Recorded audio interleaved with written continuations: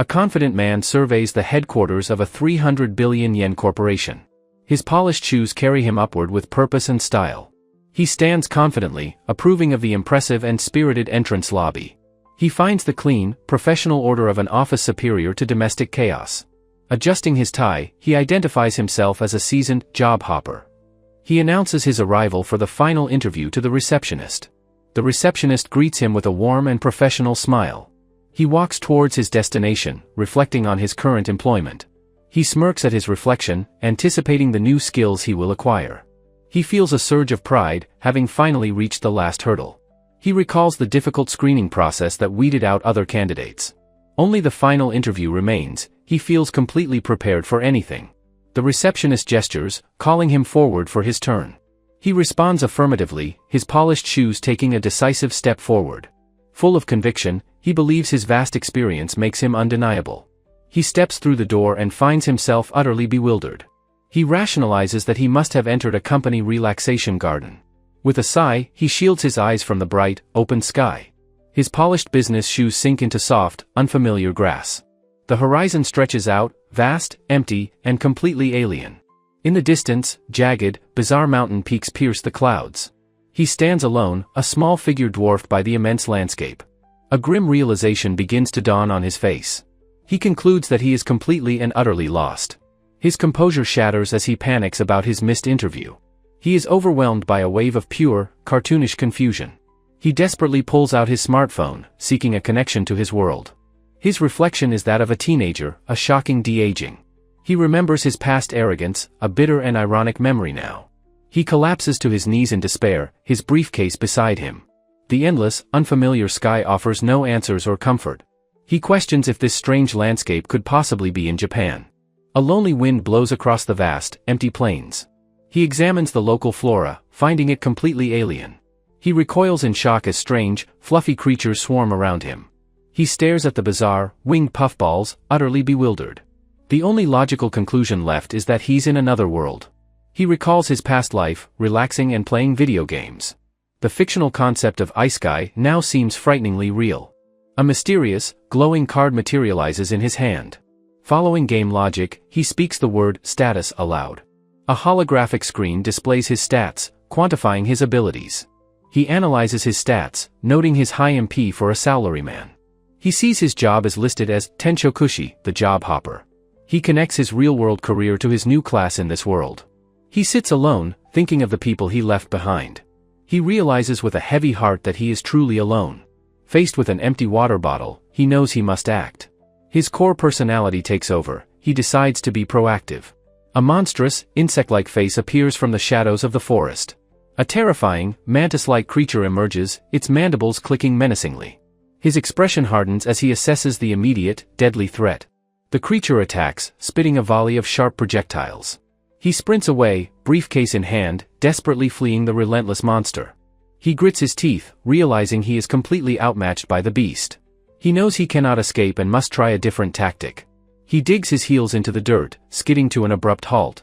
He turns to confront his pursuer with a look of defiance. The creature seems momentarily surprised by his sudden change of heart. He holds up a hand, attempting to negotiate with the monster. The monster responds to his plea by smashing a nearby tree. Sitting cross-legged, he watches in shock as his negotiation fails. He glances nervously over his shoulder at the approaching beast. He realizes with dawning horror that talk is completely useless here. The massive insectoid creature looms over him, ready to strike. Adrenaline surges through him. He refuses to die passively. His mind races, searching for any advantage his unique job provides. In a desperate gamble, he activates his power to become a mage. Arcane circles erupt as magical knowledge floods his mind. His eye glints with newfound power and a chance to survive. He leaps into action, a spell forming around his outstretched hand. A powerful vortex of energy swirls, ready to be unleashed. He unleashes a massive fireball directly at the oncoming monster. He points in shock, surprised by the sheer scale of his spell. The monster is completely engulfed by the raging, magical inferno. The fiery blast dissipates, leaving only smoke and falling embers. Only a blackened, smoking crater remains where the beast once stood. He clenches his fist in triumph, exclaiming that he has won. He marvels at his hands, realizing the true potential of his power. A pleasant, electronic chime catches him by surprise. His status screen confirms he has reached level 2. He looks at the destruction, his triumphant mood beginning to fade. The lingering heat reminds him that the danger was terrifyingly real. He realizes treating this world like a game would be a fatal mistake. He screams his frustration at the sky, his life's work now meaningless. He remembers the corporate world he fought so hard to conquer. He looks at the monster's remains, questioning his skill's worth here. He concludes with despair that his entire past career is now useless. Defeated, he collapses to his knees amidst the alien flora. The LV2 on his status screen represents a new beginning. A new resolve begins to form behind his closed eyes. He pushes himself up, determined to forge a new career here. He envisions mastering countless fantasy jobs, becoming powerful and versatile. With renewed ambition, he declares his new goal to master every job. He practices his magic, easily creating a sphere of fresh water. He considers the unpleasant prospect of camping in the wilderness. As a man of civilization, he vehemently rejects the idea. His priorities are clear, he must secure the basic necessities. His first concrete objective is to find other people. He decides to leverage his unique ability to aid in his search. A faint glimmer appears on his status screen as his mana slowly regenerates. He realizes there's no need to be stingy with his job changes. With a confident grin, he selects the perfect job from his list. He instantly becomes a hunter, his senses sharpening dramatically. The dense, sun-dappled forest is now a map of sounds and smells. He drops to all fours, sniffing the ground with primal focus. Lying flat, he scans the undergrowth for any sign of passage. His eyes widen in triumph as he discovers human footprints. Nearby, he spots a single leaf stained with a drop of blood. He deduces that following these tracks will lead to people. With renewed purpose, he pushes through the tall, rustling grass. Parting the final fronds, his expression shifts to one of shock. Before him stands a small, rustic village surrounded by a palisade. He doesn't care about its size, he's just glad to see civilization. Overcome with joy, he runs towards the settlement, briefcase in hand. A young man armed with a spear steps out to block his path. The guard's expression is hostile and suspicious of the newcomer. Tsukasa defaults to his practiced, disarming salesman smile. The guard stares, completely unimpressed by the strange man. He demands to know what business such a bizarre person has here. Tsukasa smoothly introduces himself as a wandering mage. The guard scoffs, saying a fixed job holder wouldn't be here. He demands to see Tsukasa's status plate to prove his claim. Tsukasa calmly presents his card, offering it to the skeptical guard. He asks if it's really so strange for mages to be here. The guard explains that fixed jobs are for nobles and city adventurers. Tsukasa understands, it's just like the corporate hierarchy back home. He coolly explains he was simply practicing magic in the woods. He realizes he's been judged as someone lacking common sense. The guard's expression shifts to wide-eyed shock as he reads the plate. He stammers Tsukasa's full name. Tsukasa tells him his first is fine. The guard grabs him, insisting he come along for a favor. He says they will talk at the village elder's house. They arrive at the largest, most well-kept house in the village. The guard bursts through the door, dragging Tsukasa with him. An older man, the village elder, is startled from his seat. The guard excitedly announces that a fixed job holder has arrived. The elder is overcome with emotion, his face a mask of hope. The two villagers celebrate wildly, much to Tsukasa's confusion. The elder composes himself and introduces himself as Esta. Tsukasa formally introduces himself and presents his status plate. The elder explains their dire situation. Silver wolves have appeared. Tsukasa realizes the blood he found was from this conflict. Esta explains that they cannot handle a full pack of the monsters. He desperately pleads with Tsukasa to subjugate the beasts. Zozo confirms there are no other fixed job holders, only villagers. Tsukasa understands just how rare and valuable his status truly is. He analyzes the proposal as a high-risk but necessary business venture. He calmly requests more information about the silver wolves. The men animatedly describe the fast, sharp-fanged monsters. They explain it takes a whole group of villagers to kill just one. Losing even a single worker to injury would be a devastating blow. The monster threat is actively hindering the village's survival. They bow deeply, begging him to accept and promising a reward. Tsukasa silently recalls the terror of his own recent monster fight. He firmly agrees to take the job, much to their relief. The elder and Zozo erupt in thanks, shaking his hands vigorously. Tsukasa is flustered by their pure, earnest display of gratitude. He reflects that accepting their request was the most logical choice. With a determined clench of his fist, he prepares for his first contract. However, he awkwardly asks if he could possibly eat something first. The villagers are surprised he hasn't eaten anything yet. They quickly usher him inside the elder's home for a meal. After finishing a hearty and satisfying meal, he is ready. He emerges in new gear, feeling like he is in cosplay. Venturing back into the forest, he is surrounded by alien plants. He wonders aloud if these unfamiliar plants have names or uses. An idea strikes him: he can consult his list of available jobs. He activates his appraisal skill, his eyes glowing with power. A data window identifies a plant as the valuable dozel herb. He decides to gather some, knowing there's no harm in it. He imagines the potions he could make with his alchemist job. He then identifies a poisonous look-alike, the dangerous nisidozel. He marvels at how useful his ability is in this new world. He realizes he retains the knowledge of other jobs when he switches. He tests this, casting a stone lance while still an appraiser. The resulting stone spear is disappointingly small and weak. It shatters into a puff of dust upon hitting a tree. A wave of dizziness and fatigue suddenly washes over him. He checks his status, feeling a significant drain on his magic. He is shocked to see the pathetic spell consumed 50 MP. He yells in frustration at the terrible, cost performance. Exhausted from the experiment, he collapses onto the grass. He concludes it's most efficient to use skills for the active job. But he knows this is still a major, game-changing discovery. He imagines the limitless potential for hybrid combat styles. A confident, strategic smile spreads across his face. For now, however, he knows he must focus on leveling up. A sudden rustling in the nearby bushes startles him. Heavy, clawed paws step silently into the clearing. A snarling wolf emerges from the undergrowth, its eyes glowing. He recognizes it as a silver wolf, just as described. He quickly appraises the pack of 3, noting his superior stats. He declares he can win and changes his job back to mage. Leaping into the air, he unleashes a powerful stone lance. The massive spell skewers 2 of the 3 wolves in an instant. But the third, faster wolf leaps over its fallen packmates. He realizes with horror that he failed to get them all. The wolf's snarling maw fills his entire field of vision. It lunges for his throat, ready to deliver the final blow. Tsukasa is thrown backward by the wolf's attack, a last-second spell firing from his hand. The third wolf collapses dead just feet from him, its body smoking from the magical impact. Stunned but alive, he looks down at his hand, then at the defeated beast. He slowly pushes himself up from the forest floor, catching his breath after the close call. He sits up, a pained but triumphant grin spreading across his face as relief washes over him. A pleasant chime sounds as a notification screen appears, signaling his victory and growth. He notes that his base stats and maximum MP have both increased after the battle. He clenches his fist, declaring with satisfaction that he has successfully achieved a level up. He senses that the sound of battle will draw the other wolves to this location.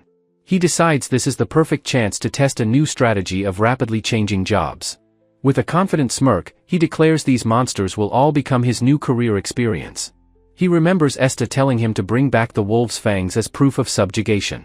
With a sickening crack, he pulls a large, sharp fang free from the wolf's jaw.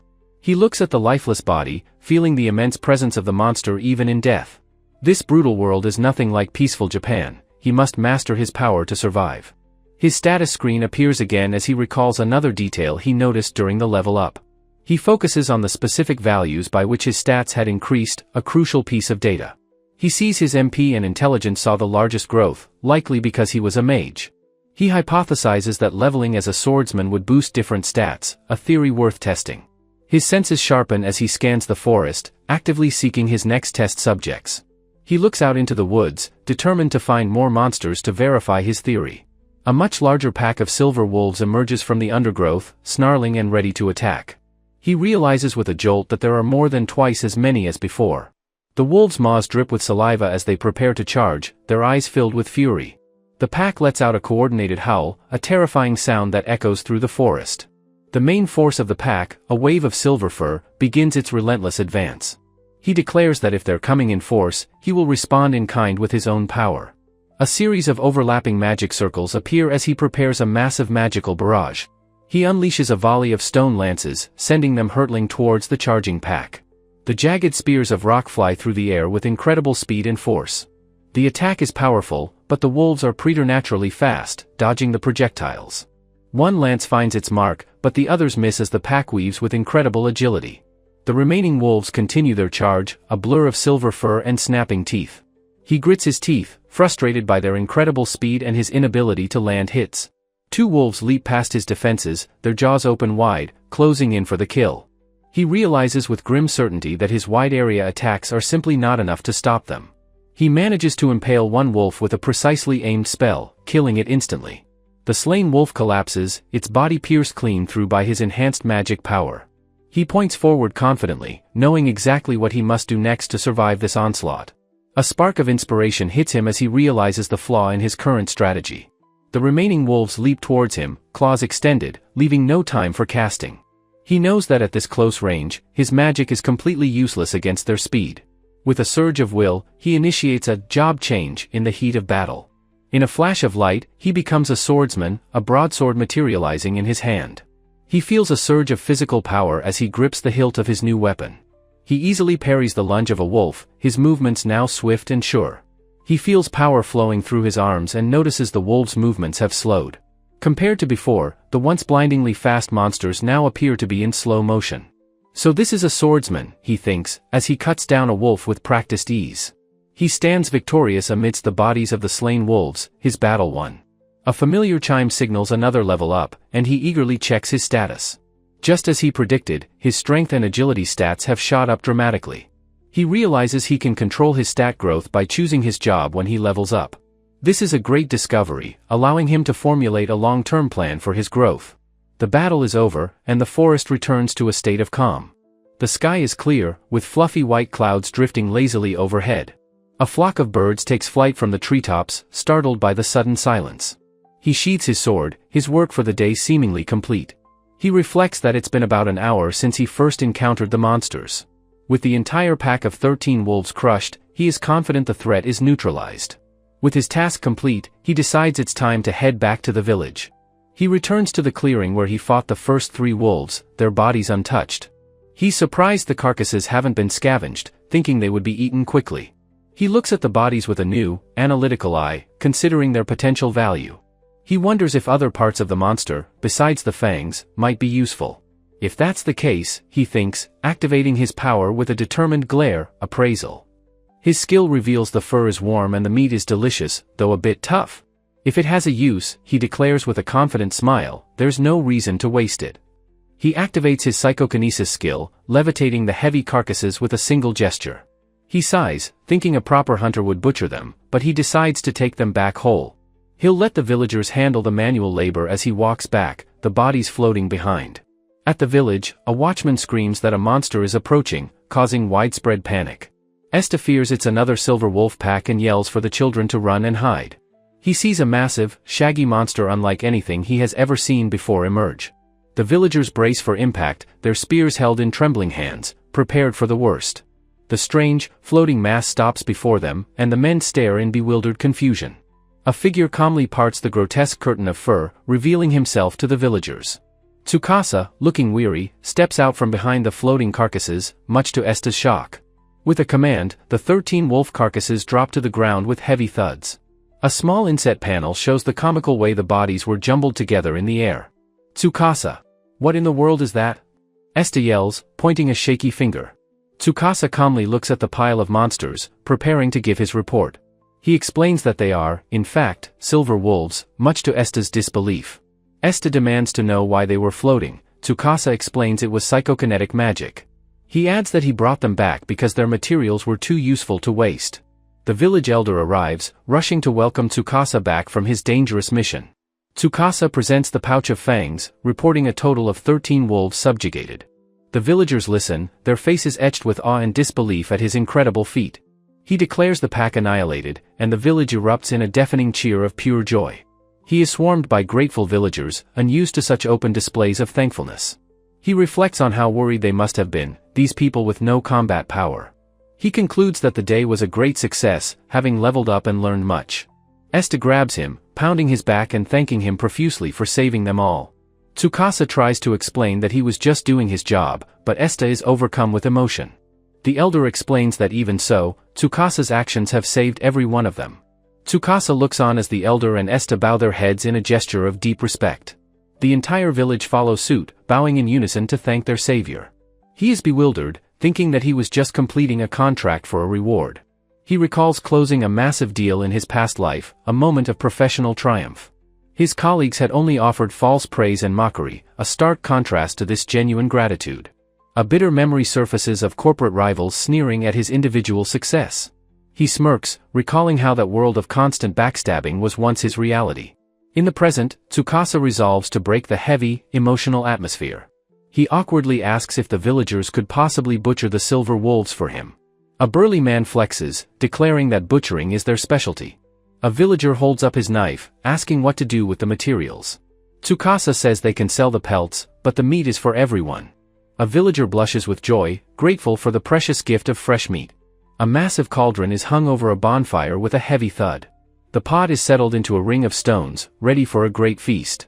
A villager calls for everyone to bring what they have, sparking a celebration. Women and children emerge, bringing food and calling for the ale to be brought out. With the danger gone, they pour jugs of ale into a large open barrel. The community works together, happily chopping vegetables for the communal stew. The village square transforms into a lively festival, full of food and drink. As a child offers him bread, Tsukasa suddenly collapses from sheer exhaustion. The elder rushes to his side, apologizing for their lack of consideration. They carry their unconscious hero towards the elder's large, rustic house. He is laid gently in a soft bed to finally get some rest. Tsukasa sleeps soundly, the fatigue of his ordeal finally catching up to him. He awakens refreshed, content with his smooth and successful start in this world. The morning sun streams brightly through the window, signaling a new day. Seeing children play, he's reminded of how little he knows about this world. He notices the bright sunlight, wondering why night hasn't fallen yet. He bizarrely considers the possibility that this world may not have a night. The elder enters the room, gently asking if Tsukasa is finally awake. Tsukasa thanks the elder for his kindness, feeling much more rested now. The elder, knowing he must be famished, offers to bring him breakfast. A tray with a steaming bowl of stew and bread is set before him. His stomach lets out a loud growl, he hasn't eaten since yesterday. He blushes, gratefully accepting the meal with his hands clasped together. He says a polite itadakamasu before taking his first spoonful of stew. He blows on the hot spoonful, steam rising from the delicious-looking food. The first taste is incredible, and he savors the rich, savory flavor. The milky sweetness of the broth and vegetables fills his empty stomach. He then scoops up a large, tender-looking chunk of meat from the stew. He realizes with a jolt that this meat is from the defeated silver wolf. He chews thoughtfully, surprised by the tender, beef-like flavor of the meat. He then eyes the hard, crusty bread, perfect for soaking up the stew. He tears off a piece, its texture ideal for the rich, savory broth. He dips the bread into the bowl, letting it absorb the delicious stew. A satisfied smile spreads across his face, the pairing is absolutely perfect. He eagerly brings the soaked bread to his mouth, ready for another bite. He closes his eyes in bliss, murmuring how incredibly delicious it is. The simple, rustic meal is exactly what his hungry body desperately needed. Having cleaned his plate completely, he thanks them for the wonderful meal. A woman clears the tray, telling him it was their pleasure to serve him. The elder returns to settle their contract, inviting him to come this way. He presents Tsukasa with a heavy pouch, his reward for the subjugation. Tsukasa politely accepts the pouch and begins to untie the drawstring. Inside, he finds 13 shining silver coins, his first earnings. He admits he doesn't know the currency's value and asks for an explanation. The elder explains a few coins can buy a satisfying street vendor snack. Tsukasa laughs, now understanding the basic value of the different coins. He mentally converts the currency to yen, his ambition set on large gold coins. The elder explains the guild standard bounty for a silver wolf is 1 silver coin. He nervously adds they must maintain fair prices to keep adventurers coming. Tsukasa understands, a bad reputation is a matter of life and death here. The elder then presents a second, heavier pouch as payment for the wolf pelts. Tsukasa is surprised to see a massive stack of 50 silver coins. The elder apologizes that the price is low due to battle damage. Tsukasa looks on, impressed by the elder's honest and fair business practices. The elder reflects that this was Tsukasa's first transaction in this new world. The elder then hesitates, saying he has one more favor to ask. He explains villagers were injured and they lack the dozal herb for medicine. Tsukasa instantly recognizes the herb he gathered in the forest earlier. He smiles, seeing a perfect opportunity to help and build more goodwill. He confidently states that he already has a supply of the herb on hand. The elder is stunned he gathered herbs while also fighting the wolves. The elder eagerly insists they take the herbs to the apothecary immediately. Tsukasa is surprised to learn the village has a dedicated apothecary. The elder explains that having a fixed job is key to making medicine. He knocks firmly on the door of the apothecary's rustic workshop. The door creaks open, revealing a stern, hooded figure with a staff. The old woman snaps that she can't possibly make medicine without dozle herb. The elder introduces her as Gerda, while Tsukasa is shocked by her anger. As she turns away, Tsukasa realizes her grumpy demeanor is just her default.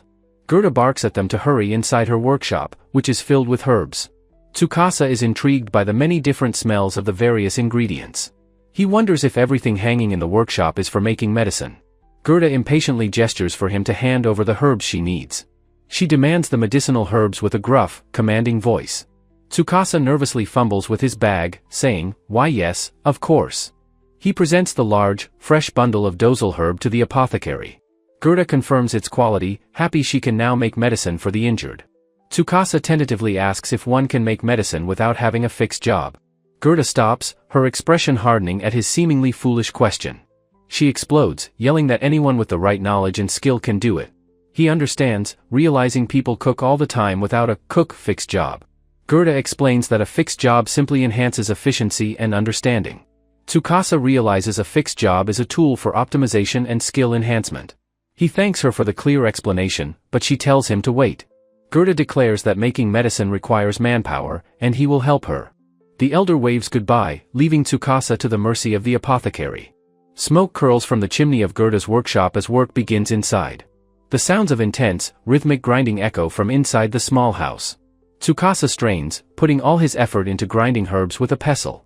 He works the heavy pestle, crushing the herbs into a fine powder. He presents the finished bowl to Gerda, asking if this is sufficient. Gerda immediately hands him a comically oversized pestle for the next batch. Tsukasa glances over at a fresh bundle of herbs in Gerda's workshop. He notes with some surprise that they aren't all the usual dozle herb. He grumbles about being forced into this grueling labor. Gerda barks at him to finish. The stern apothecary scolds him, shouting that his hands have stopped moving. Exhausted and leaning on the pestle, a single, brilliant idea comes to him. Gerda challenges him to a comparison of efficiency, and he readily accepts. He activates his job change, a shimmering magic circle startling the old woman. His mind is instantly flooded with information, identifying every herb and its purpose. With newfound knowledge, his hands become a blur of perfect, efficient motion. Gerda stares in disbelief, remarking on how fluid his movements have become. He explains it's like being a swordsman, his body just knows what to do. He addresses Gerda directly, now understanding the entire crafting process. He confidently asks if her next step is to dry the fresh herbs. She confirms it, and he offers to handle the task himself. Gerda's eyes narrow with sharp suspicion at his strange confidence. He decides this is the perfect time to test his apothecary skill, dry. A soft, magical warmth emanates from his hands, enveloping the bundle of herbs. He presents the perfectly preserved herbs to the now speechless apothecary. Her suspicion hardens as she reminds him he claimed to be a mage. She demands to know how he used a magic that mages should not possess. Tsukasa is flustered by her intense, accusatory glare. He blurts out the truth, his real job is job hopper, and he just switched. Gerda's eyes bulge in utter shock at his impossible claim. Seeing her reaction, Tsukasa nervously asks if what he did was abnormal. Of course it is, she roars, explaining that one simply cannot change their job. She slams her staff on the floor, demanding that he listen carefully. A fixed job, she lectures, is granted at birth and can never be changed. Tsukasa is stunned, his game-like understanding of this world shattering. Gerda explains that changing one's fundamental job is, in principle, impossible. He realizes that if even wise Gerda doesn't know, he may be the only one. She warns him that he must be very careful with how he uses his power. Tsukasa is lost in thought, but Gerda's sharp mind is already scheming. A predatory grin spreads across her face as she calls him a reliable new asset. Tsukasa is completely taken aback by her sudden and ominous change in tone. He tries to downplay his abilities, but she waves off his protests. She asks for his apothecary job level, and he meekly admits it is level 1. With a fierce glare, she gets right in his face, her expression non-negotiable. She lectures that even at a low level, he must work to expand his knowledge.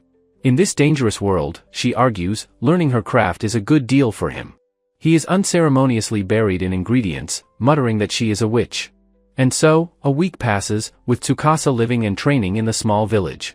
In the quiet of the forest, a furry paw steps lightly through the undergrowth. A large, fluffy horned rabbit twitches its nose among the wildflowers. Its eyes widen and it drools at the sight of a delicious-looking plant. Another rabbit appears, and sparks fly as they face off over the prize. Their noses press together in a comical, stubborn show of territorial aggression. One emerges victorious, its chest puffed out with pride over its tiny rival. Its victory is cut short by an arrow from Tsukasa, now a hooded hunter. He holds up his prize with a grin, declaring it's time to level up. He had spent the last week in the village, hunting monsters in the forest. The tender, juicy meat of the horned rabbit became a welcome feast for all. After being worked to the bone by Gerda, Tsukasa returns from a hunt. He finds Esta and other villagers preparing to go to the hunting grounds. They ask for his help, hoping his unique skills might prove useful. They venture into the woods, only to find their usual spots eerily empty. Tsukasa uses his innate hunter's knowledge to analyze the strange situation. The knowledge flows into him, a different pack of monsters has moved in. His conclusion sends the other men into a state of wide-eyed panic. He calmly points them toward a safer area closer to the village. The men thank him and head off, leaving him to his own thoughts. He reflects on his progress. His hunter job has now reached level 5. However, he can feel that his rate of leveling up is starting to slow. A look of fierce determination crosses his face. It is time to move on. Though concerned about the new monsters, he knows he is only a guest here. As he returns to the village, he notices something is different. The usually quiet square is now bustling with uncharacteristic energy. He is startled by the sight of a horse, a rarity in this settlement. He sees a crowd of happy villagers gathered around merchant stalls. A cheerful Esta spots him and calls out, welcoming him back. Tsukasa asks if they are traveling merchants, and Esta happily confirms it. He realizes with a jolt that this is his opportunity to leave. A merchant shows off a glowing crystal to an interested villager. Others display fine fabrics to a mother and her wide-eyed child. These merchants travel the land, bringing goods and connection with them.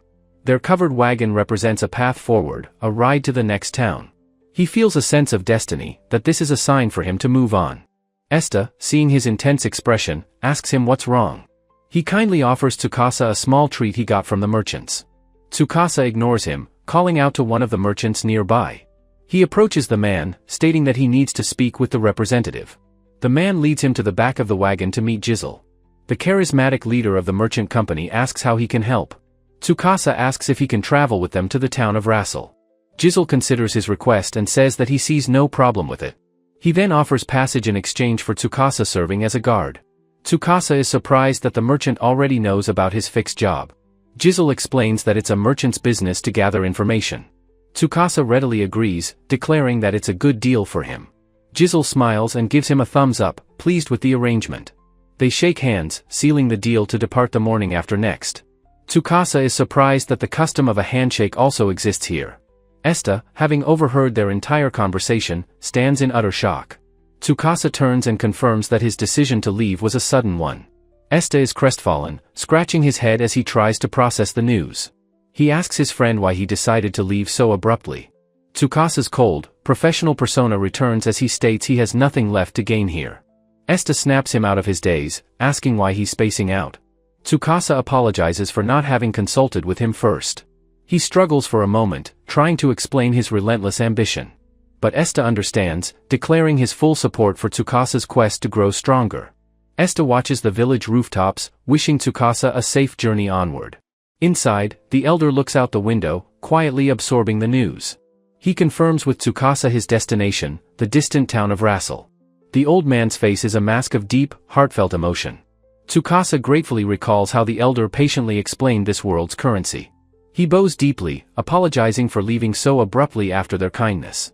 But the elder claps a hand on his shoulder, insisting Tsukasa saved them. He and his wife beam, declaring that they are the indebted ones. Tsukasa makes his last stop at Gerda's, asking if she needs anything. He reflects that his apothecary job is his highest, thanks to her training. His gaze is thoughtful as he considers the nature of his unique power. He realizes true experience, like Gerda's, is a treasure beyond any skill. His ability feels like borrowing from a vast collection of others' wisdom. He understands this includes the hard-won experience of masters like Gerda. She notices his expression, asking why he looks so regretful. With a sly grin, she decides to impart some last-minute knowledge. She bellows that there's no time, beginning a frantic cram session. She shoves a mountain of herbs and supplies directly into his arms. Though he had little to pack, he is now completely buried in gifts. He was forced to help her right up until the moment of departure. The morning of his journey arrives, the sun rising clear and bright. He formally greets Jizzle, ready to begin their travels together. As he prepares to board, he glances back one last time. He is stunned to see the entire village has gathered to see him off. Jizzle explains it's only natural, as Tsukasa is their savior. Esta runs alongside the wagon, shouting a final, heartfelt farewell. A warm, genuine smile spreads across Tsukasa's face. The merchants confirm they are ready, and the journey begins. Tsukasa asks to leave, lest his resolve weaken from the emotional goodbye. He reflects that he was lucky this village was his first stop. Suddenly, the wagon lurches to a violent, screeching halt. A young merchant named Lodi cries out in absolute terror. Tsukasa's face hardens, he knew another pack might have moved in. Lodi panics, realizing a new pack of silver wolves has arrived. The horses strain against their harnesses, hooves pounding the earth. Tsukasa leaps from the wagon, ordering the driver to press onward. He knows from experience that the wolves will target the horses first. With a determined grin, he prepares to handle one final job. As the wolves charge, magic circles erupt beneath their paws. Massive stone lances burst from the ground, impaling several beasts. One agile wolf is too fast, leaping through the deadly barrage. Tsukasa's eyes track the predator as it soars through the air. It sails past his defenses, heading straight for the moving wagon. The wolf leaps, its jaws aimed directly at the terrified Lodi. In a flash, Tsukasa vaults from the ground to intercept. He grabs Lodi, pulling him to safety just in the nick of time. With Lodi safe, he turns his attention back to the monsters. He swiftly dispatches another wolf with a well-aimed magical projectile. Jizzle suggests stopping, but Tsukasa insists they must keep moving. He knows he cannot afford to delay these busy merchants. He sits vigilantly, eager to reach the next town and grow stronger. He knows he must gain more experience to survive and thrive. The merchant wagon continues its journey along the dusty road. Tsukasa holds the canvas flap, keeping a watchful eye on their rear. Inside, the merchants pass the time with some light-hearted banter. After days of travel, a merchant excitedly spots their destination. Tsukasa peers out, his eyes wide with anticipation and wonder. The large, walled town of Rassel lies nestled in the hills ahead. They arrive to find a long queue of people waiting to enter. He watches the process with keen interest, observing the guards. He sees the guards carefully checking each person who wishes to enter. A sudden, worrying thought strikes him with the force of a blow. He panics, realizing he has no way to prove his identity. He frantically asks Jizzle what is required to gain entry. Just then, a group of adventurers walks past the guards freely. Jizzle explains that registered adventurers are exempt from the entry toll. The merchants, being part of their own guild, also enjoy this privilege. The guard calls for the next person, asking for their status plate. He worries, knowing his plate lists the unheard-of job hopper class. He recalls confirming with Gerda that others only see his active job. The guard notes his rare job and asks if he's an adventurer. The guard welcomes him warmly, happy to have another skilled person. Jizzle graciously offers to guide him to the Adventurers Guild. Tsukasa steps onto the cobblestone streets of his new home. His goal remains the same, master every job and live well. He recalls how freelancers were looked down upon in his old world. He formally thanks Jizzle and his company for the safe passage. He asks what the merchants plan to do now that they've arrived. Jizzle explains their work is just beginning, there is no time to rest. Surprised, Tsukasa wishes them the best of luck in their business. With a final, firm handshake, they part ways. Now, he sets off with purpose towards the Adventurers Guild. The streets are a chaotic, vibrant tapestry of different races. He is still filled with wonder at the sight of demi-humans. He arrives before an imposing stone building, his destination in sight. The interior is a grand, high-ceilinged hall buzzing with activity. He steps inside, taking in the professional atmosphere of the guild. His corporate instincts take over as he inspects the clean entryway. A clean entrance, he muses, is the sign of a trustworthy enterprise. A voice calls out, beckoning him toward the main counter. A cheerful receptionist with a warm smile greets him kindly. She introduces herself as Liliera, a staff member of the guild. He states his intention to register as a new adventurer. She asks for the 500 gold registration fee and his status plate. As she reads his plate, her eyes widen in surprise. She is impressed to see he possesses the rare mage fixed job. She assures him his age and level are no issue for registration. She instructs him to place his plate into a magical device. The device glows with a soft light as it processes his information. A new, official guild card emerges from a shimmering magic circle. A magical device produces a new card, which floats down toward an amazed Tsukasa. He examines his new guild card, wondering about the adventurer ranking system. The cheerful receptionist, Liliera, happily begins her detailed explanation of the guild's ranks. She conjures an image of the legendary S-rank dragon knight Ord as an example. Luliera passionately describes the holy knight Estia, who possesses a powerful advanced job. Tsukasa listens with rapt attention, impressed by the information he is receiving from her. He is genuinely impressed by Luliera's passion and deep understanding of her profession. He contemplates the mysterious advanced jobs, whose attainment methods are a closely guarded secret. He decides to aim for an advanced job someday, thanking Luliera for her help.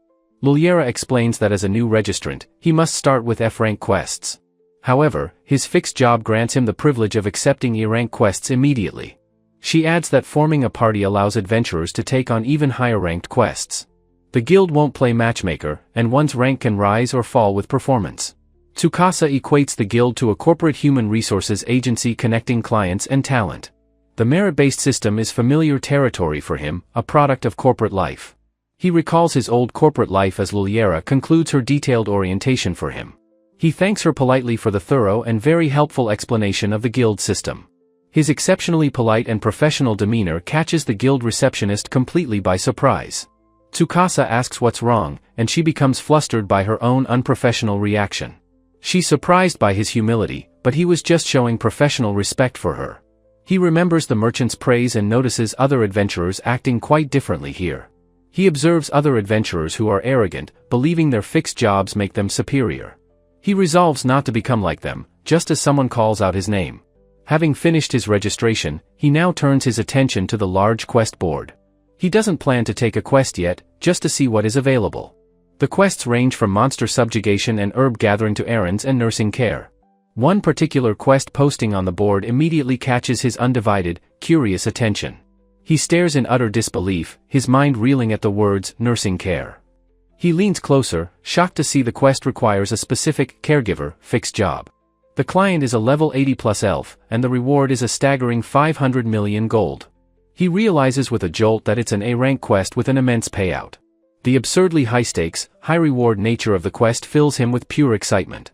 The freelance life and its endless job opportunities perfectly suit his job hopper nature.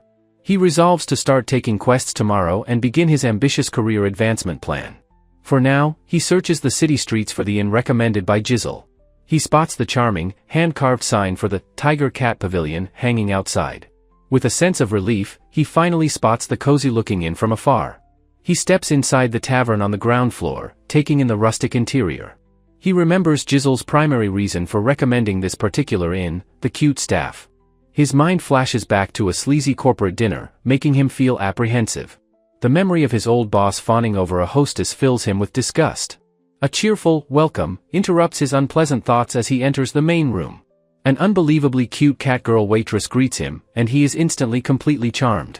He asks for a room, and she explains the nightly rate includes a meal. He decides to book a room for the entire week, paying her up front. She asks him to sign the guest register, offering to write for him. She watches him intently with a cute, curious expression as he prepares to write. She reads his name, and he tells her that just calling him Tsukasa is fine. She happily introduces herself as Nora, welcoming him to the inn with a smile. As Nora happily leads him upstairs, he understands exactly why Jizzle was so enthusiastic. She holds up the key to his room with a bright, cheerful, toothy grin. With a flourish, she presents his room for the week, a simple but clean space. He is thrilled, finding the room more spacious than his old apartments in Japan. Nora proudly declares that she cleans daily because she absolutely detests dirty rooms. He figures that as a beastkin, she must have a very keen sense of smell. A horrifying realization suddenly dawns on him after a week of rough travel. He panics, wondering if he smells terrible after relying only on simple cleaning magic. He nervously asks Nora if there is a place in town to take a bath. Nora replies with a sly, knowing smile that yes, there certainly is one. She directs him to a grand, cavernous bathhouse with impressive stone archways. He walks across the wet stone floor, taking in the sheer scale of it. He looks around, amazed, exclaiming that it's much larger than he had imagined. Gazing at the high ceilings, he thinks it could easily hold 100 people. He approaches one of the pools and notices a warning sign posted on the wall. The sign, with a pictogram of a large reptile, warns of the extreme depth. A massive, muscular dragonoot walks past him, heading directly for the deep pool. Tsukasa stares, startled by the sheer size and presence of the imposing dragonoot bather. The massive creature lowers its powerful, scaled body into the steaming hot water. Its long, scaly tail is the last part to slip beneath the water's surface. He realizes the baths are designed to accommodate the needs of many different races. He finds a shallower bath, perfect for humans, dwarves, and other smaller races. He is fascinated by the otherworld's bathhouse but reminds himself to be polite. He even notices a tiny, leaf-lined pool designated for the local pixie population. At the washing station, he finds himself between a wolfman and a dwarf. He picks up a bottle of the provided shampoo, noting its unusual pink color. The dwarf next to him lathers his magnificent beard, commenting on the nice smell.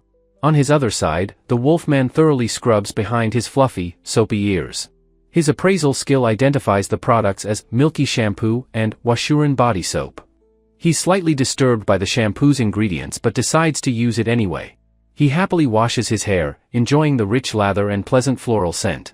Feeling clean for the first time in a week, he rinses off the soap. Finally clean, he cautiously dips his foot into the steaming water of the main bath. He immediately recoils, yelping as the scalding hot water burns his sensitive skin. The water is incredibly hot, but he sees someone else enduring it just fine. A stoic, muscular man sits right by the inlet, enduring the intense heat. As a newcomer to the town, he feels he must adapt to local customs. With a look of pure determination, he decides to follow the local etiquette. He grits his teeth and forces himself to submerge into the scalding hot water. He gasps for air, the intense heat of the water almost too much to bear. He glances over at the stoic man, who seems to be glaring back at him. He watches as the man reaches for a strange, unfamiliar button on the wall. He has a sudden, dawning realization about what the strange button might actually do. The man's hand moves forward and presses the button set into the stone wall. A powerful jet of water erupts, drenching Tsukasa. It's a waterfall shower. He feels a faint magical aura, realizing the bath is heated by magic tools. He is completely soaked by the powerful, magically propelled stream of hot water. After the initial shock, a small, happy smile begins to form on his face. He finds the otherworldly waterfall shower to be surprisingly comfortable and very relaxing. Soaking in the magically heated water, he feels the fatigue of his journey melt. He smiles, seeing humans, dwarves, and dragonutes all enjoying the bathhouse together. Soaking in the bath, Tsukasa declares his adventuring preparations are finally complete. He watches a massive dragonote blissfully enjoy a powerful, magical water jet. His eyes narrow with determination, he recognizes the feature as a bath jet. With a mighty splash, he energetically makes his way across the large pool. He sits opposite the dragonote, enjoying the otherworldly massaging power of the jets. The next morning, the cheerful catgirl Lila greets him in the dining hall. She enthusiastically recommends the inn's specialty, a massive boar steak, for breakfast. Tsukasa happily agrees, and Lila calls out to her father in the kitchen. The innkeeper, a towering lion man, grunts in acknowledgement and prepares the meal. He serves the enormous steak while Lila carries another heavy tray with surprising ease. A knife and fork slice easily into the incredibly juicy and tender steak. The piece of meat on the fork drips with rich, succulent juices. Tsukasa takes a bite and is shocked by the delicious, non-gamey flavor.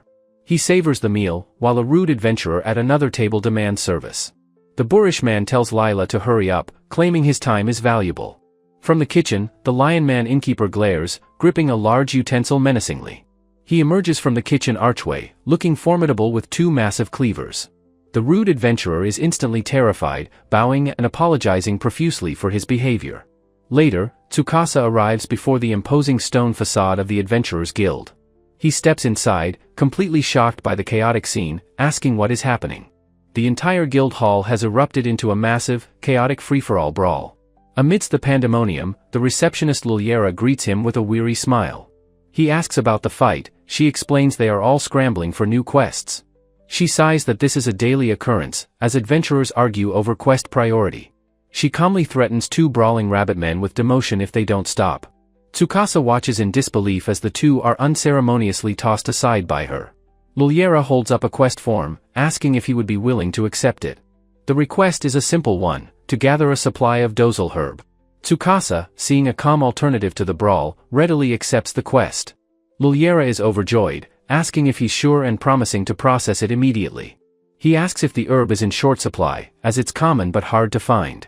He sees other guild staff struggling to handle a large, demanding adventurer. Understanding the guild's predicament, he declares he will gather as much as possible. Liliera is ecstatic, explaining his help would be a massive relief for everyone. As Tsukasa grabs a basket to leave, Liliera calls out to stop him. She gives him a final warning to prioritize his own safety above all else. She thinks to herself that this is a perfect opportunity to test a skill. Tsukasa sets off, determined to build a solid track record for future contracts. As a new F-rank adventurer, he arrives in the forest for his gathering quest. He quickly spots a patch of dozle herb, noting it grows in shallow areas. He calculates the pay, realizing it will barely cover his daily lodging expenses. Frustrated, he grits his teeth, realizing he is making no real profit at all. He decides to use his unique ability, initiating a job change to apothecary. He immediately activates his herb detection skill, a power unlocked at level 10. The world transforms, with the valuable dozle herbs now glowing with red light. He grins, spotting a glowing patch of the valuable herbs behind a large rock. He finds another cluster hidden from view behind the trunk of a tree. He reflects that without this skill, he never would have found these herbs. Laughing triumphantly, he declares that gathering quests will now be incredibly easy. He returns to the guild, where Liliera welcomes him back and asks about his haul. He drops 2 massive, overflowing sacks onto the counter, shocking the receptionist. He casually states there are 200 stocks, causing Liliera to shout in disbelief. The entire guild staff is mobilized to begin counting the unprecedented amount of herbs. Liliera stares in utter shock as the final count is confirmed to be 206 stocks. The other guild staff members continue their meticulous and tiring counting process. Liliera asks how he gathered so many, as a mage shouldn't have such skills. Tsukasa realizes she is suspicious and quickly prepares his cover story. He explains that he trained under a master apothecary and is an expert gatherer. Liliera, impressed, confirms the quest is complete and asks to buy the surplus. He agrees, accepting 10,300 gold and reflecting that his apothecary training paid off. Realizing he still has plenty of time, he decides to continue working. He plucks 2 more gathering quests from the board for different types of herbs. Liliera and the other guild staff look on with expressions of pure shock. He cheerfully accepts the new quests, confirming he intends to gather a lot. A panel shows the exhausted, weeping faces of the staff who must count it all. Tsukasa leaves the guild, whistling happily with his basket full of fresh herbs. The next day, the exhausted staff begs him to take on a subjugation quest. Tsukasa muses that for a normal adventurer, this would be the standard career path. Liliera slams her hands on the counter to get his full attention. She declares his performance is abnormal, no F-ranker has ever gathered so much. He realizes his carefree gathering has created a quest shortage for other adventurers. Liliera leans in close, confirming that is exactly what has happened. She smiles, adding that thanks to him, the town's herb shortage is over. However, she states that it is now obvious he is no mere F-rank adventurer. She officially offers him a rank-up trial, as he is clearly more than qualified. Tsukasa is shocked and thrilled by the sudden offer of a career promotion. He slams his own hands on the counter, his excitement barely contained. He vaults over the counter in his eagerness, loudly accepting the rank-up trial. He declares he will defeat any monster necessary to secure his career advancement. He eagerly asks which quest he needs to complete for the trial. Liliera presents 2 D-rank quests, one for kobolds and one for a red boar. Full of confidence, Tsukasa declares he will take on both quests at once. Liliera smiles, confident that a mage of his caliber will have no problem. She stamps both quest forms with her official seal, wishing him well. In the forest, Tsukasa reflects on the monsters he has faced so far. He recalls the terrifying insectoid creature and the ferocious silver wolves. He knows kobolds and red boars are common foes, wondering which he'll find first. He is shown happily gathering herbs, sparkling with contentment in the sun. He suddenly realizes with a jolt that he's gathering herbs purely out of habit. He scolds himself for getting distracted from his important rank-up quest. A moment later, a red boar emerges from the bushes, rustling the leaves. Tsukasa is startled by the monster's sudden and unexpected appearance. The boar snorts aggressively, its sharp tusks glinting as it prepares to charge. It lunges forward with incredible speed, its hooves tearing up the ground. The ground trembles as its powerful hooves pound towards him. The boar rushes past him in a blur of motion, its attack a failure. He celebrates defeating one boar, but his mind drifts to the delicious steak. He stares blankly for a moment, lost in a food-related daydream.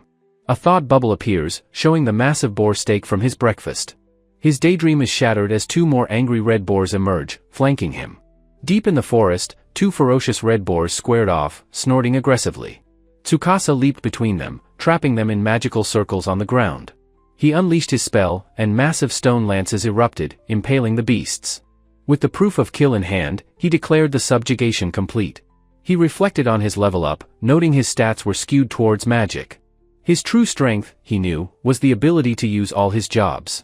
A cunning grin appeared as he decided to test a new tactic. His next target was a monster armed with a crude wooden spear.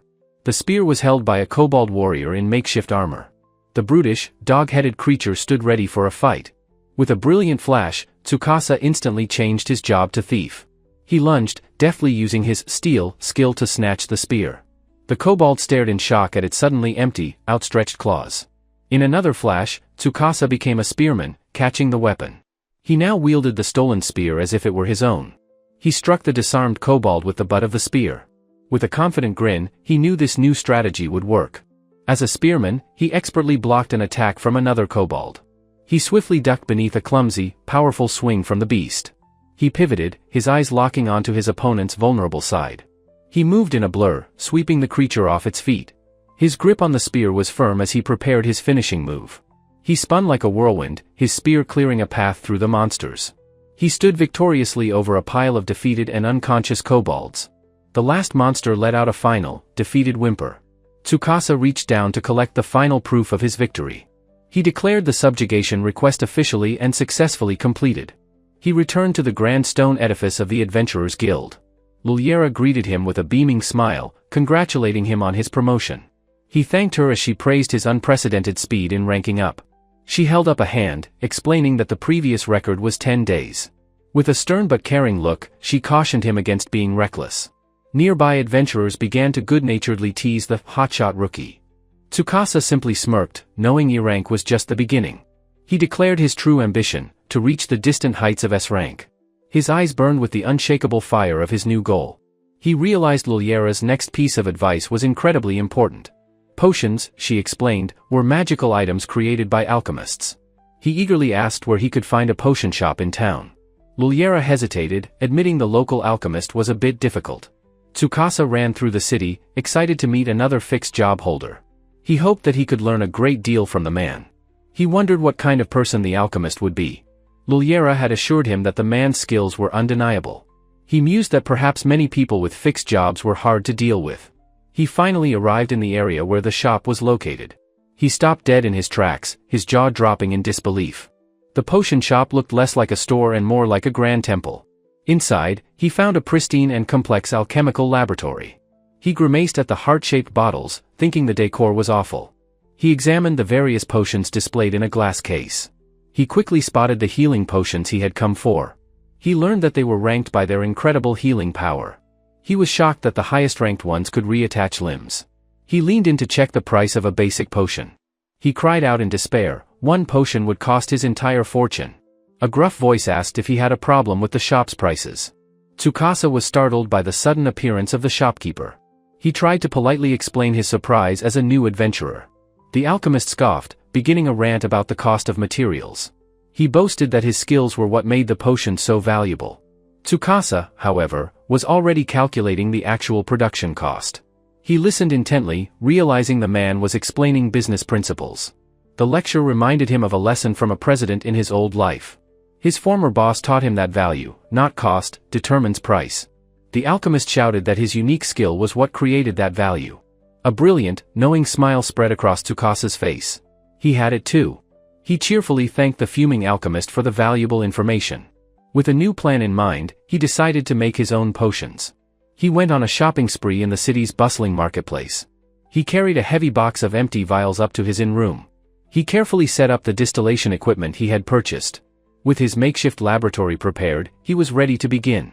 With a flash of light, he changed his job, becoming an alchemist. The first and most crucial ingredient was mana water. He used his psychokinesis to levitate a pot of ordinary water.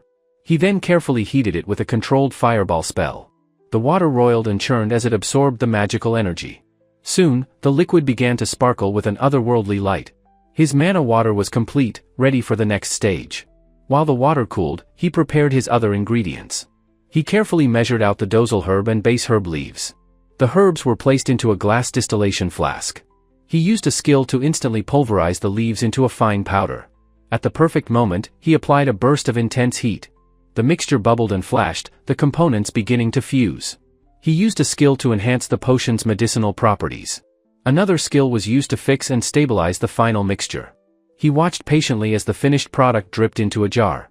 He carefully sealed the freshly brewed potion in a bottle. He held up the sparkling concoction, declaring it a success. He decided to keep going, realizing he could gain experience this way. The sun rose brightly over the Tiger Cat Pavilion. The sun set, and he continued his work through the night. The next morning, he opened his window, feeling utterly accomplished. He looked over the massive supply of potions he had created. He calculated his small investment and saw the massive profit potential. A confident, satisfied smile crossed his face as he admired his work. He envisioned the mountains of glittering coins he was about to earn. He happily packed his wares, ready to go sell his new products. Tsukasa slings his satchel over his shoulder, ready to begin his new business venture. He knows selling potions will be difficult, but he has a plan as he walks through town. He waves a cheerful goodbye to Lila, the cat girl from the inn. He recalls finding the perfect shop yesterday, one that could solve his problem.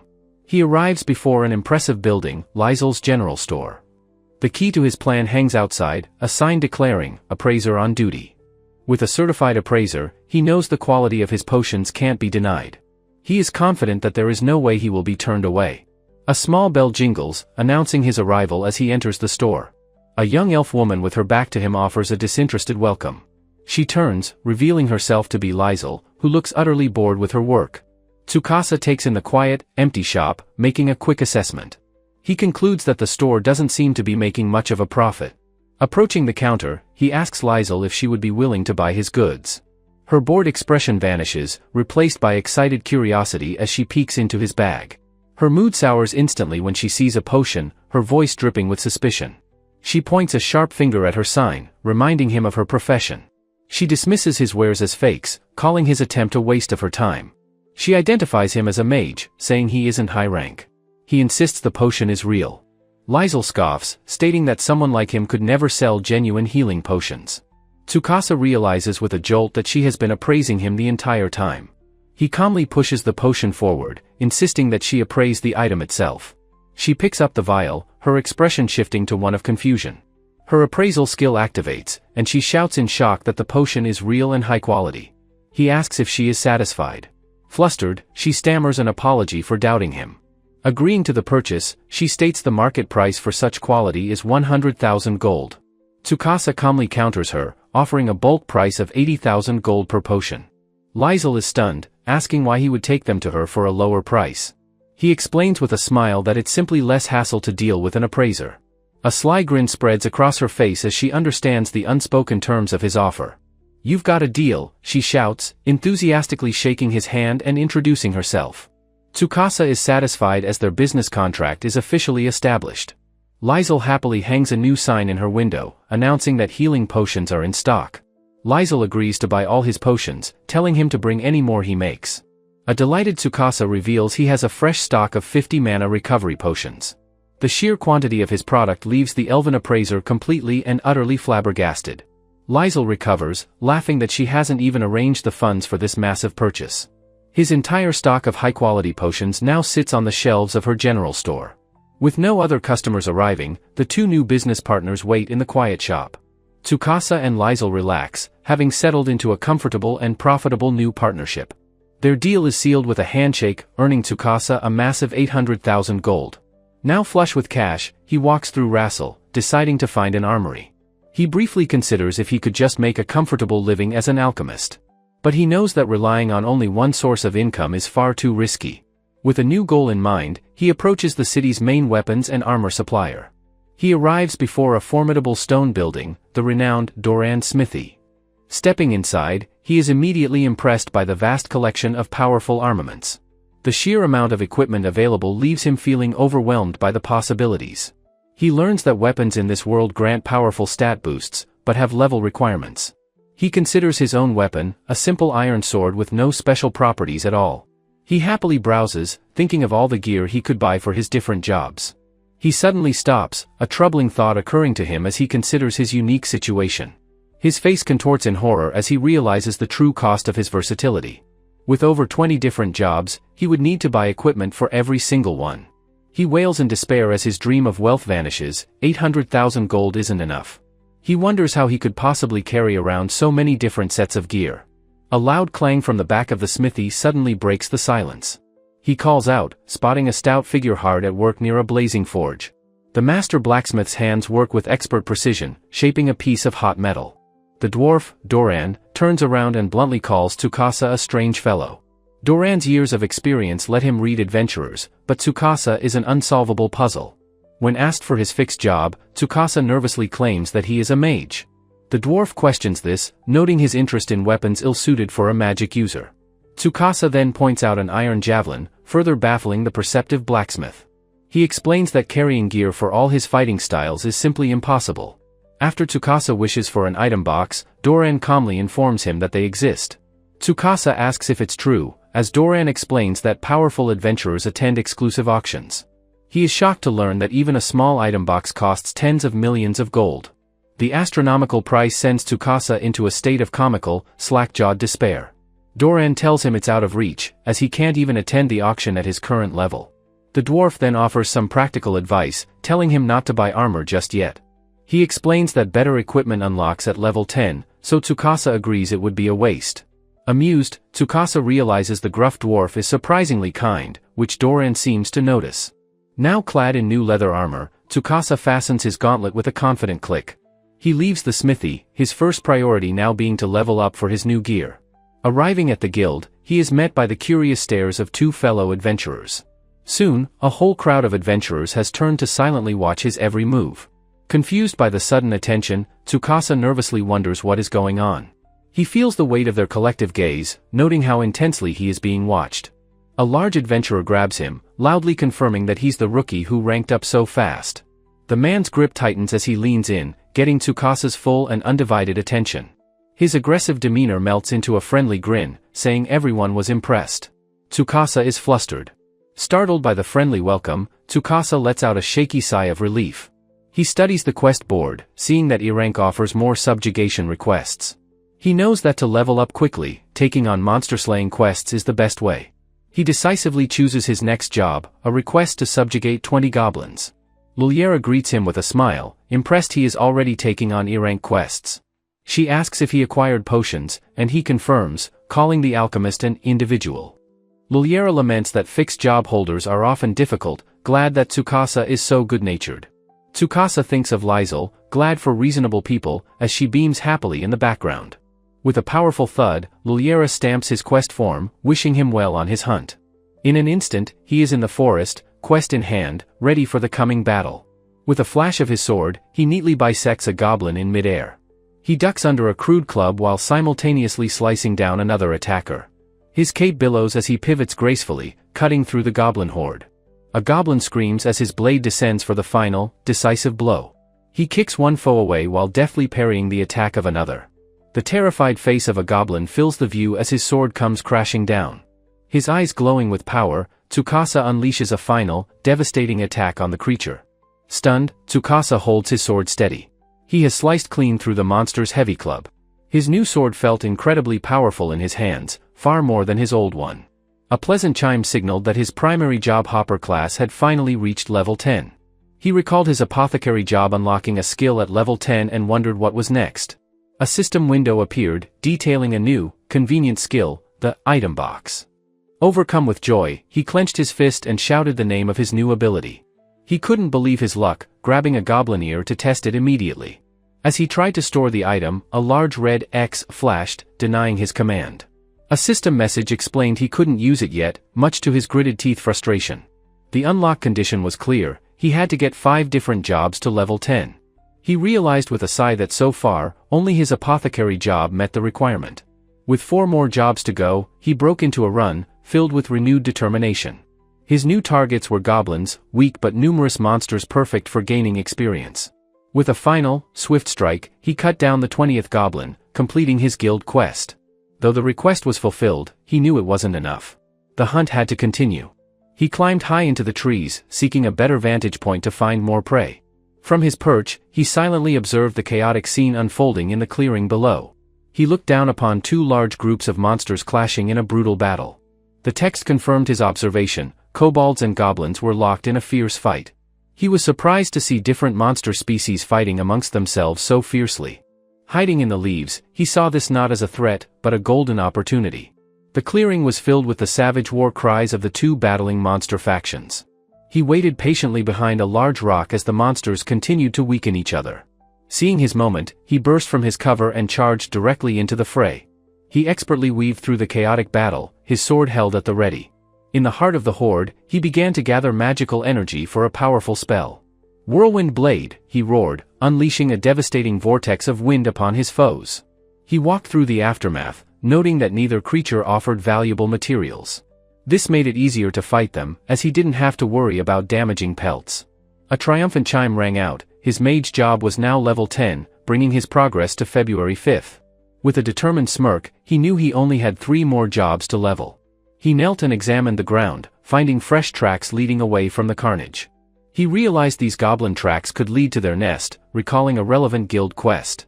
His tracking led him to a dark cave, where a lone goblin stood guard. He hid amongst the leaves, preparing his approach. Inside the cave, a small group of goblins milled about, unaware of the danger. More goblins emerged from the darkness, reinforcing the entrance. The lone sentry at the cave's mouth stood as the only obstacle to entry. Now clad in thief gear, he crouched, knowing he couldn't miss this chance to level up. With Silent Kill, he threw a dagger from 20 meters away, felling the guard instantly. The goblin collapsed without a sound, and Tsukasa marveled at the thief's deadly skill. He quickly moved the body into the bushes to avoid detection. Peering into the darkness, he knew a direct assault as a swordsman would be too risky. He moved with absolute silence, slipping into the cave unnoticed. Inside, goblins patrolled the dark tunnels, completely oblivious to his presence. He became a blur of motion, his daggers flashing as he cut down several goblins. The creatures fell one by one, their guttural cries silenced before they could begin. His eyes sparkled as he activated Night Eye, granting him perfect vision in the dark. Leaping through the cavern, his thief job reached level 3 as he vowed to level it further.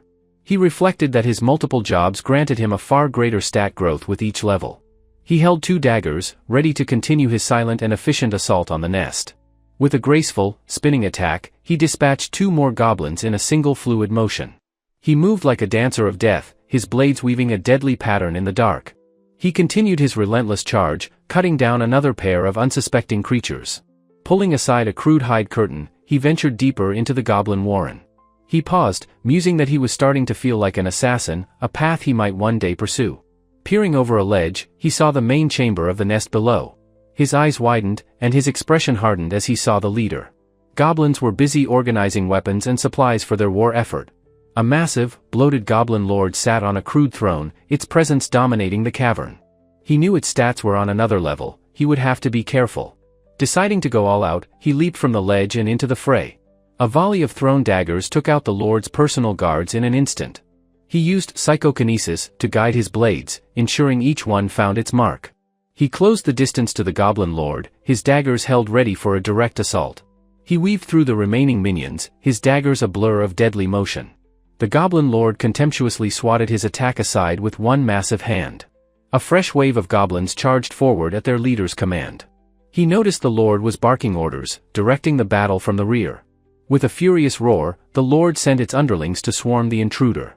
Tsukasa found himself completely surrounded by the snarling goblin horde. He noted how the minions' movements were more coordinated under their leader's command. Dodging their clumsy spear thrusts, he judged their attacks to be far too slow. He unleashed a fiery blast, a spell from his mage class, to create some breathing room. The sudden eruption of flames caught him slightly off guard. He leaped back as the fire washed over the front line of goblins. The creatures were instantly incinerated, their faces frozen in silent screams. He glared at the lord, disgusted by its callous disregard for its own troops. The goblin lord roared in fury, not for its fallen minions, but at his defiance. Tsukasa stood resolute, thinking that even this world had its share of rotten leaders. Changing back to swordsman, he declared he couldn't let such a creature get away with it.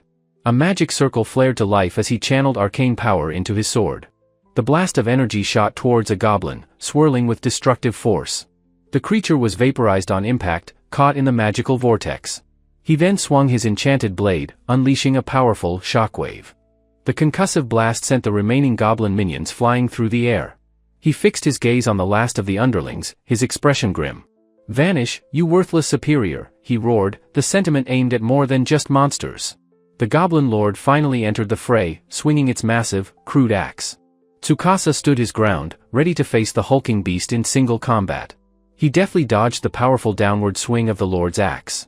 He parried the next blow, his sword glowing with the swirling green energy of wind magic. His face was a mask of pure concentration as he prepared his counterattack. He sidestepped and used a wind-based skill to knock the massive creature off balance. "Wind strike," he shouted, sending a blade of pure force at the monster.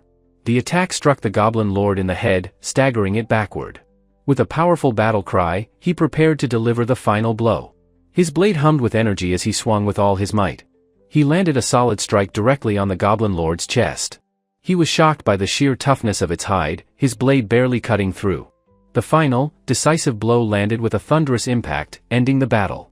Tsukasa skillfully parries a vicious claw swipe from the massive Goblin Lord. The hulking beast swings its crude, heavy axe down with immense force. He dodges just in time as the axe smashes into the cavern floor. Focusing his power, he unleashes his ultimate sword skill, Flash. The attack cuts through the air, a brilliant vortex of steel and light. He exclaims in triumph as his swordsman and thief jobs level up. Standing over the corpse, he reflects that it was his toughest battle yet. He then notices a strange, faint glow from the High Goblin's chest. Puzzled by the pulsating light, he leans in to investigate the source. He recalls hearing that powerful monsters sometimes contain a valuable magic stone. Using his sword, he begins to pry the glowing object from the carcass. He pulls out a large, brilliant stone, his eyes wide with astonishment. An appraisal confirms it is a High Goblin's magic stone. Standing victoriously atop the beast, he declares that this is his lucky day. He resolves to unlock the item box before the sun sets. He begins a relentless hunt, focusing on leveling his spearman job. Finally, exhausted, he leans on his spear over his last defeated foe. A notification confirms his spearman is level 10, unlocking the item box. A magical chest appears before him, and he shouts, "I did it!" He marvels at having defeated over 40 goblins and a high goblin. He gestures towards the huge pile of monster parts he has collected. With a simple mental command, he activates his new storage ability. His inventory list appears, neatly cataloging all of his spoils. He falls to his knees, overwhelmed by the sheer convenience of his power. The sky is dark and filled with stars as he finally makes his return. Luliera greets him with a relieved smile, happy he has returned safely. He explains he got completely absorbed in his quest to level up. The guild staff begins the long task of inspecting his massive haul. Luliera is shocked to find the rare High Goblin's magic stone. He explains he defeated it while clearing out the goblin nest. She is utterly flabbergasted that he managed all of this by himself. Luliera wonders if his achievements mean he is close to another rank up. He humbly replies that he still has a very long way to go. She praises him, declaring his power is already on par with a D-rank monster. The other adventurers good-naturedly call him a reverse-rank fraud. Luliera gives him a playful, encouraging wink. She tells him to keep working hard so his rank matches his true strength.